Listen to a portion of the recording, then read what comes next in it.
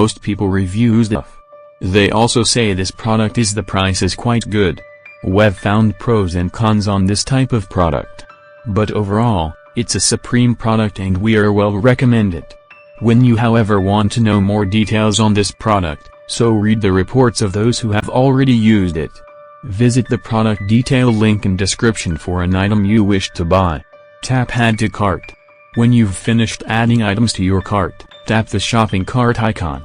If you need to edit the items in your cart, tap Save for later or delete next to the item in the cart. Tap Proceed to checkout and follow the on-screen instructions. Review your order information and tap Place your order to complete your purchase.